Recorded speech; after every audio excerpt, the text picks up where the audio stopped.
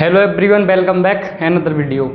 तो ये देखो वीडियो आपका किसी वीडियो टॉपिक से रिलेटेड नहीं होगा। इसमें हम जो डिस्कस करने वाले हैं वो आपका रिजल्ट कब आने वाला है, बैक के पेपर की तैयारी आपको कब से स्टार्ट करनी चाहिए, या जैसे अभी तो रिजल्ट नहीं आया है तो आपको कैसे पता चलेगा कि बैक पेपर आपका या इम्प्रूवमेंट आपको देना चाहिए या नहीं। तो ये सारे कंप्लीट डिस्कशन हम इस वीडियो में करने वाले हैं। ठीक, तो सबसे पहले हम रिजल्ट की बात करें तो देखो, सबसे पहले रिजल्ट जो है वो आपका बीएससी थर्ड ईयर का आना है। ठीक है, बीएससी थर्ड ईयर का रिजल्ट बेसिकली इसलिए आता है, आपको पता है कि उनको नेक्स्ट पीजी के लिए अदर यूनिवर्सिटी या कहीं पर भी एडमिशन लेना होता है तो उनका प्रोसेस जल्दी करवाया जाता है रिजल्ट का। ठीक, तो बीएससी थर्ड ईयर का जो रिजल्ट है वो सबसे जल्दी आएगा। अब तक देखो बीएससी थर्ड ईयर का रिजल्ट नहीं आया है, क्योंकि अगर मैं आपको बताऊं बीएससी थर्ड ईयर के बाद बीएससी सेकंड ईयर का आपका रिजल्ट आने वाला है, क्योंकि बीएससी सेकंड ईयर के एग्जाम जल्दी स्टार्ट हुए से बीएससी फर्स्ट ईयर से। तो अगर मान लो बीएससी थर्ड ईयर की बात करूं मैं, अगर जैसे बीएससी थर्ड ईयर का अगर रिजल्ट की बात करें, अगर ये रिजल्ट देखो किसी भी डेट को आए, ठीक है, उस डेट से लगभग में मान लो 2 से 3 वीक के बीच में, ठीक है, 2 से 3 वीक तो पक्का ही आपका 2 से 3 वीक बीएससी सेकंड ईयर का रिजल्ट आने में ही लग जाएगा। ठीक है, 2 से 3 वीक बीएससी सेकंड ईयर का रिजल्ट आता है बीएससी थर्ड ईयर के बाद। तो अगर यहाँ भी अगर आप देखोगे कि अब तक बीएससी थर्ड ईयर का रिजल्ट नहीं आया है, ठीक है, अगर अब मान लो कुछ 4-5 दिन में आ भी जाए तो तब भी आप देखो तो आपका जो रिजल्ट है, वैसे देखो सिंपली प्रोसेस अनुमान था कि आपका जो है 6 जुलाई या 4 जुलाई से पहले रिजल्ट आपका आ जाएगा। ठीक है, या जुलाई के फर्स्ट वीक तक से पहले, या मई के लास्ट वीक जुलाई का फर्स्ट वीक बोल लो। ठीक है, इसके बीच में आपका रिजल्ट आना था बीएससी फर्स्ट ईयर का। पर लेकिन देखो अभी थर्ड ईयर का रिजल्ट नहीं आया तो इससे चांसेस थोड़ा कम लगता है। ठीक है, बीएससी फर्स्ट ईयर का रिजल्ट आपका पर लेकिन ये हो सकता है कि आपका रिजल्ट जुलाई में आ जाए। ठीक है, जुलाई में मान लो सेकंड वीक में आए, ये वहां तक पॉसिबिलिटी बन सकती है। क्योंकि अगर थर्ड ईयर का रिजल्ट अब तक आ जाता तब ये कह सकते थे कि जुलाई के फर्स्ट वीक में आपका रिजल्ट आ जाएगा, पर लेकिन अभी तक बीएससी थर्ड ईयर का रिजल्ट नहीं आया है, तब बहुत मुश्किल है कि जुलाई के फर्स्ट वीक में ये फर्स्ट ईयर का रिजल्ट आ जाए। ठीक, तो आपको देखो, अब देखो सिंपली, अब देखो आपको रिजल्ट की इतना वेट नहीं करना है। देखो रिजल्ट तो जब आएगा वो आ जाएगा, ठीक है, क्योंकि प्रोसेस पूरा होगा तभी रिजल्ट आएगा। आपके करने से कुछ नहीं होगा कि रिजल्ट आ जाइए, आपके सोचने से कुछ फर्क तो नहीं पड़ेगा भाई, प्रोसेस पूरा होगा तभी आपका रिजल्ट आएगा। ठीक, पर लेकिन मेन जो चीज़ है वो है आपका, अगर मान लो किसी को बैक की कैसी पता चले कि बैक भी देना है। ठीक है, तो देखो मैं सिंपली बता रहा हूँ, जिसको माइंड में अगर मान लो एक डाउट है, एक चीज वो सोचो, जिसको माइंड में एक डाउट है कि मेरा बैक लग भी सकता है नहीं भी लग सकता। ठीक है, ये है। अब देखो मैं आपको सिंपल सा बताता हूँ, जिसको ये लग रहा है इसका मतलब उसका रिजल्ट, उसका जो पेपर हुआ है वो 50-50 हुआ है, उसका पेपर ज़्यादा अच्छा नहीं गया है, यानी ज़्यादा अच्छा ही नहीं गया है। अगर ये डाउट आ रहा है कि मैं इसमें बैक लग सकता है, तो तब भी आपको वो पेपर पढ़ना स्टार्ट कर देना चाहिए। क्योंकि अगर मान लो बैक नहीं भी लगा, आप थोड़े से भी पास हो गए, मान लो जैसे मैथ में 51 होता है पासिंग, अब 51 आ गया, आपका 52 आ गया, तो सोचो आपका अगर 51-52 आया तो आपका परसेंटेज नीचे ही रहेगा, वही 40 और 50 के बीच में रहेगा। ठीक, तो अब देखो आपको क्या करना है कि फर्स्ट ईयर में जितना अच्छा रिजल्ट बन जाए वो अच्छा है। क्योंकि अगर फर्स्ट ईयर में रिजल्ट अगर अच्छा बन गया तो देखो सेकंड फिर क्या होता है कि अगर थर्ड सेकंड ईयर की बात, जैसे सेकंड ईयर में आप और अच्छी तैयारी करना, ठीक है, पर लेकिन थर्ड ईयर में मान लो अब किसी को देखो आईआईटी एग्जाम की तैयारी करनी है, ठीक है, किसी को कुछ करना होगा, किसी को कॉम्पिटेटिव एग्जाम की तैयारी करनी होगी, तो बीएससी के साथ वो भी तो आपको फिर कवर करना पड़ेगा ना। तो तब आपको प्रेशर ना रहे थर्ड ईयर में कि परसेंटेज का, आप फर्स्ट ईयर सेकंड में ऐसे बैलेंस कर लो कि थर्ड ईयर में प्रॉब्लम ही ना रहे। ठीक, तब मैं कह रहा हूँ कि अगर फर्स्ट ईयर में आप जितना अच्छा रिजल्ट बना पाओ तो उतना बना लो।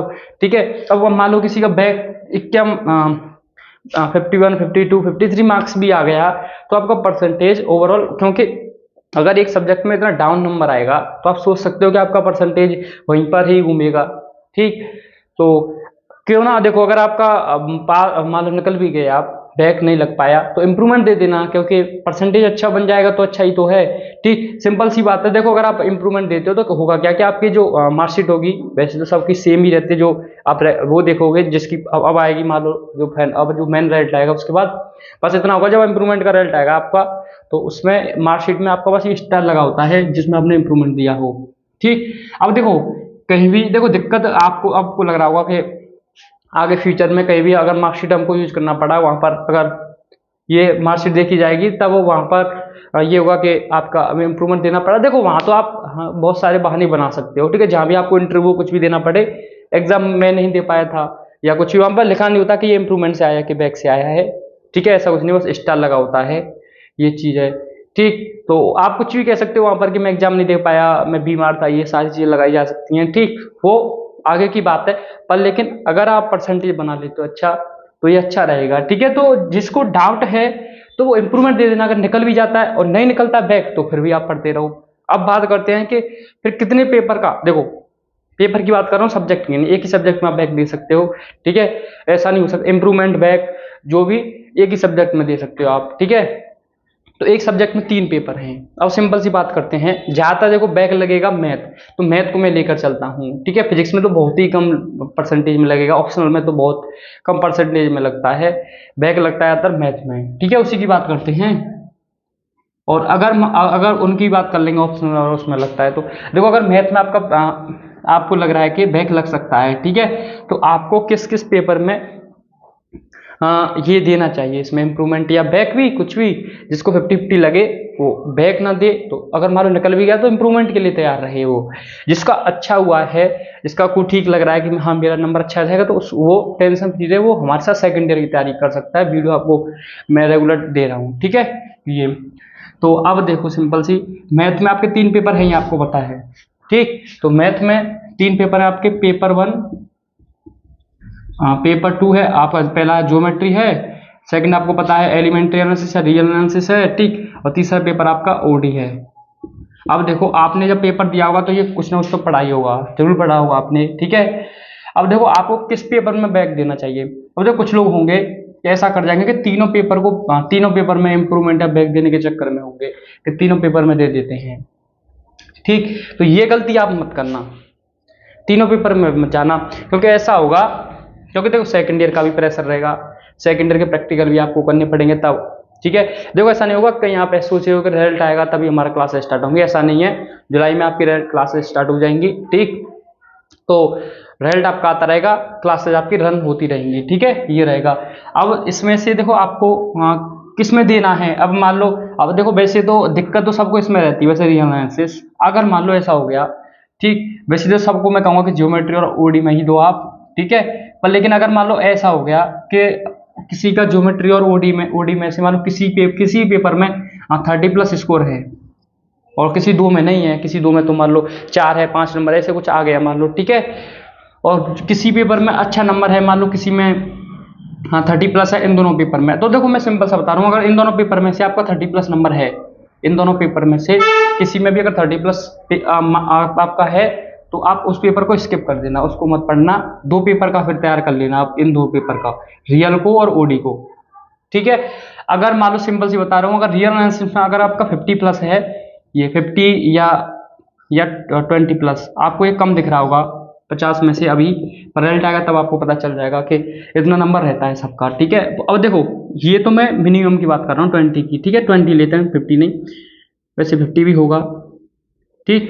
तो मान लो चलो 50 भी ले लेते हैं, तो 50 और 20+ है। अब देखो मैक्सिमम की बात नहीं कर रहे हैं हम, ठीक है। अब मान लो मिनिमम इतना है आपका रियल में, और ज्योमेट्री और ओडी है आपके पास, तो आपको क्या इस केस में क्या करना है, आपको रियल एनालिसिस को फिर इतने से ही आपको ये रखना है कि वन यहाँ ठीक है, रियल में इतना नंबर आ गया बहुत है, फिर इन 2 पेपर में अच्छा, इन दोनों में ट्राई करना आप, ज्योमेट्री और ओडी के साथ जाना, ठीक है। इन दोनों पर अच्छा आप तैयारी करो, तो यहाँ से अगर आप, क्योंकि यहाँ से 100 में से 80 और 90, ठीक है, और 95 इनमें से नंबर यहाँ से इतने में लाना इजी रहता है as compare to real analysis को, ठीक है। फर्स्ट ईयर में दिक्कत रहती है, तो ये सिंपल सी ये याद रखना, अगर इतना पेपर आपका रियल में आ रहा है, ठीक है, तो तब आपको फिर इसके चक्कर में मत पड़ना, रियल एनालिसिस के चक्कर में, क्योंकि फिर इन 2 पेपर में आप उतना फोकस नहीं कर पाओगे। आपको अभी तो 3 पेपर लग रहे होंगे, पर जब आप क्लासेस स्टार्ट होंगी ना, तो सेकेंड ईयर भी आपको थोड़ा थोड़ा तो पढ़ना पड़ेगा ना आपको, सेकेंड ईयर भी प्रैक्टिकल पढ़ोगे भी नहीं अगर सब्जेक्ट उसका, तो प्रैक्टिकल तो पढ़ोगे ना,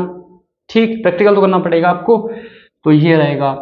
तो सिंपल से समझ गए ना कैसे क्या करना है। अगर इसमें से देखो 2 पेपर में से आपका 30+ या फिर 35+ है किसी में, तो उसको छोड़ देना, फिर उसके चक्कर में मत पढ़ना कि इन दोनों में दे देता हूँ, अब 35+ है तो 40+ हो जाएगा, इतने से ही ठीक है, अपना सेटिस्फेक्शन रखना, ठीक है, ये रहेगा। तो ऐसे आप सोच सकते हो कि कौन से पेपर में बैक देना है। अब बात करता हूँ कि फिजिक्स में मान लो बहुत कम लगेगा, वैसे तो फिजिक्स की बात करें तो देखो फिजिक्स में सिंपल सा है, आप तीनों पेपर में ही बैक दे सकते हो, ठीक है, क्योंकि वैसे ही आपको चीजें कवर होंगे, बहुत कम होगा इसमें। तो फिजिक्स में तो आप तीनों ही पेपर में बैक दे दो, उसमें तो इतना टाइम भी नहीं लगता तैयार हो रहे। मैथ थोड़ा दिक्कत देता है तो उसको टाइम चाहिए मैथ को, ठीक। तो फिजिक्स में आप तीनों में दे सकते हो बैक पेपर। और ऑप्शनल की बात करूँ उसमें भी किसी में 2 पेपर है, स्टैटिक्स और डिफेंस में, तो दोनों में, और उसमें तीनों में किसी का और ऑप्शनल में लगता है तो वैसे तो बहुत कम चांसेस होते हैं, ठीक है। तो फिजिक्स और उसमें तो आप सभी पेपर में दे दो, पर लेकिन मैथ में ये चीज फोकस करना, तीनों में बैक मत देना, तीनों में से किसी 2 को ही चूज करना, जिसमें बहुत अच्छा स्कोर कर पाओ उन दोनों को लेके चलना।